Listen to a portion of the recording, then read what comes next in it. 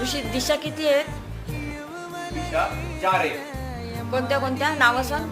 पूर्व, पश्चिम, दक्षिण, उत्तर. हा. सूर्य कोणत्या दिशेला उगवतो? सूर्य पूर्वेला उगवतो. सूर्य कोणत्या दिशेला मावळतो? सूर्य पश्चिमेला मावळतो. सूर्य उगवल्यावर काय होतं? सूर्य उगवल्यावर योग होतं. सूर्य मावळल्यावर काय होतं? सूर्य म्हणजे रात्र. हा. मग हे उजेड आणि हे रात्र हे कशामुळे होतं?